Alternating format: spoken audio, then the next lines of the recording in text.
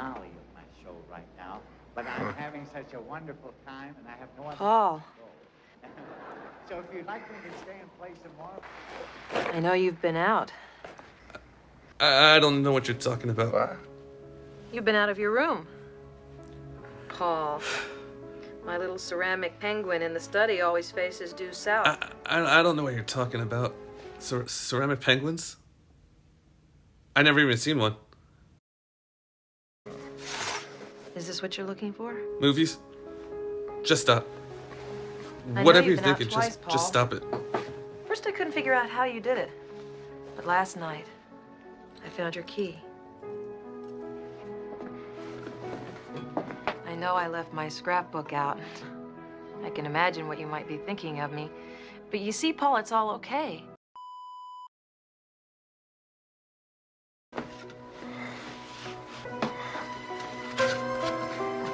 Just movies. Just Amy. stop what you're doing. Just stop.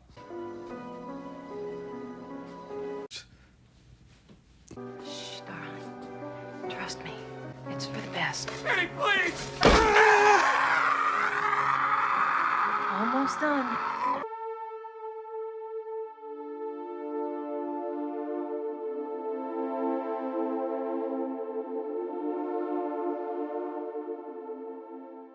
Hello everybody, welcome to episode 2. Thank you for coming back. Let's jump into some film. As promised, I am going to do the review on that ridiculously bad film that I saw for Valentine's Day. Didn't really want to finish it, but I had to. So let's take a look at the film that still haunts my nightmares. It's not going to be fun. It is based on the novel The Stand-In. But let me tell you, not all movies that are created off of a novel are the same. Jaws was created off of a novel, and that movie is spectacular. But then again, that's directed by Steven Spielberg. The Perfect Date leads, Noah Centineo and Laura Marano, are not on the level of a Roy Scheider or Richard Dreyfuss from Jaws. So without further ado, let's just dive in. Get this one over with quick.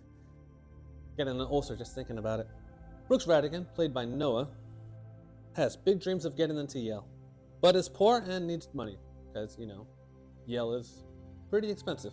He works at a sandwich shop and overhears one of his cocky classmates, because, you always need one of those in a romantic comedy, complaining that he has to take his cousin, his wealthy cousin, Celia, to a dance. Celia is such an unlikable, jerky character that her father was going to pay him to go take her on a dance because no one else will. Brooks jumps at the chance and is like, I'll take the money and I need to borrow your car. I can do this. Brooks goes and picks her up and is like a nice gentleman. During their date, they find out that they both like separate people. They have their crushes. So they devise a plan to, pretend to be boyfriend-girlfriend for a while, only to have an epic breakup a public breakup where everyone sees, so they could get, their love interest, their crushes. After the date, Brooks and his best friend Murph come up with an app where a woman could hire Brooks to be their boyfriend and be whatever role they need him to be. And then he uses that money to go save up for Yale. Now, I thought this was the most unbelievable part of the film. I mean, I look at it this way. I have a lot of crazy ideas on some pretty cool apps. Absolutely none of my friends could build an app. They could barely even set up a VCR. You mean to tell me that in one night, his best friend creates a dating app and it works flawlessly and it gets everyone's money that fast? A little off. As Brooks and Celia hang out more and more often, Celia starts falling for Brooks. She even gets him an interview in Yale with her connections because she is wealthy. Gotta remind you of that. And Brooks, being the tone-deaf jerk, totally ignores all of her signs. And he does that public breakup in the most painful way possible. I felt bad for Celia, and she's an unlikable character. They go their separate ways, they go after their crushes, and Celia doesn't pursue her crush anymore because she finds that she likes Brooks. Don't want to get too long in this review because this movie, not that great. Brooks finds out that he's been a bad friend, and he's been pushing everyone aside, and that he really does like Celia. So he goes up to her at the dance, and she says, hey, I'm not a second option. I can't be with you. But in the end, they get together. Roll the credits. Now, what do I like about this film? I know, as bad as I trashed it, I probably liked nothing about this film. But there is some scenes that I actually did like. First off, I think both of the leads are really good at acting. I just don't think they had enough to work with. I think the script was really lacking. I did like the end scene. I feel like if I could have fast forwarded just to the end, I probably would have liked this movie. But there was a whole beginning and middle that were ridiculously bad. At the end, Brooks tries to get Celia, and she says she's not a second option and doesn't want to be with him. So he invites her to a coffee shop to read over his application to Yale. But it's not an application to Yale, it's an application to be her boyfriend. And in it is detailed all the parts that he likes about her, the little dates that they had, and all this cool stuff. Like, it was really adorable. I really wish that was in the movie more, other than everything else that was in the movie. Is there anything else I liked about this movie? And that was it. I mean, I guess I could say it was shot really nice. Like, you could tell they had a budget. But honestly, that's pretty much it as far as what I like about this movie. Now, onto the part what I don't like about the movie. Saddle up, partner. So many films, especially romantic comedies, they build these characters where they're so unlikable. Like, either one lead or both leads. They make them so unlikable or crazy or out there just so they can hate each other in the beginning, only to have them fall in love at the end. Some people are really good writing and directing that they kind of have it where, you know, they don't like each other, but there's something quality that you do like about them. That wasn't the case here. You honestly hate both of the characters so much that you don't want to see them get together, let alone finish the movie. Celia is so unlikable. The way she talks to her parents, the way she talks to Brooks when he goes to pick her up on a date, I'm just thinking, run for the hills, Brooks. You'll never want to be with this girl. Ever. Like, right off the bat, she just comes off like a really mean sexist that just sits at home with her cats and hates her parents for no reason. And the parents just want her to be happy. The introduction of her character is pretty rough. Good evening. I'm... Reese's bitch. Celia, relax. He knows I'm kidding. Right, Slim? Oh, sweetie, you look so beautiful. I'm not wearing the shoes, but they go. Listen to yourself. Well, I happen to think that heels are an outmoded display of female oppression.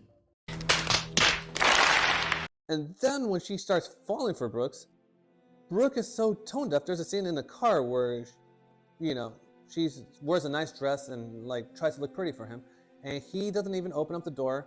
And you know what? I don't think chivalry's dead. I love opening up the door for my fiance. I feel like if I'm walking to a car, I gotta open up the door for her.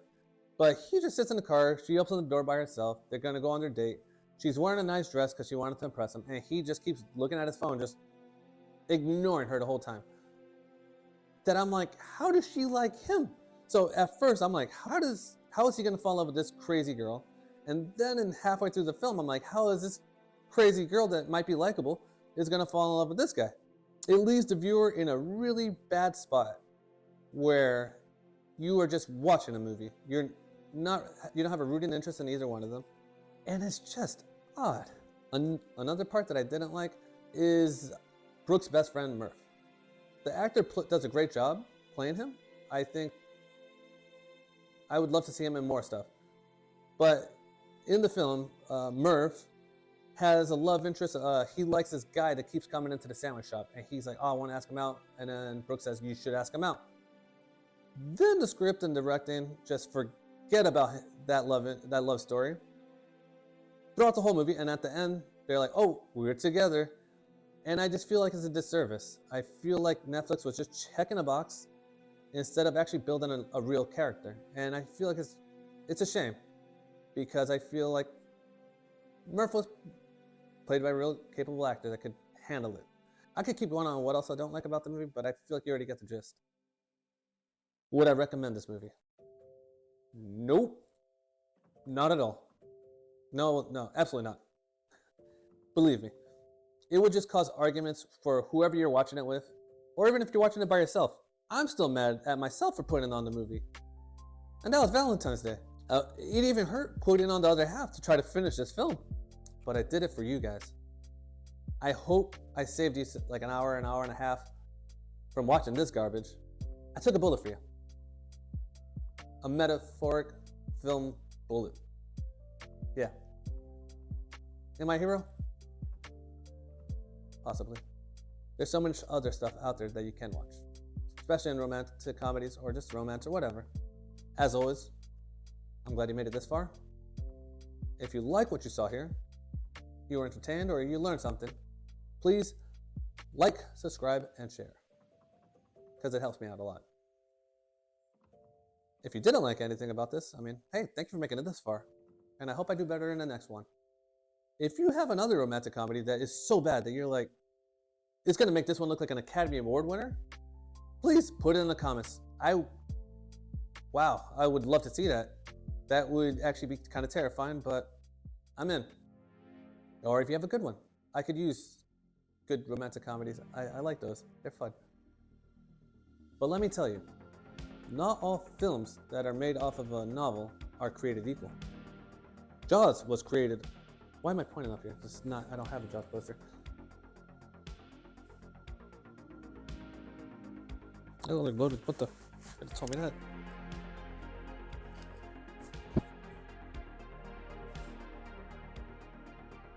Look at this thing. It just keeps popping up. It's fucked up. What looks that? You can tell me.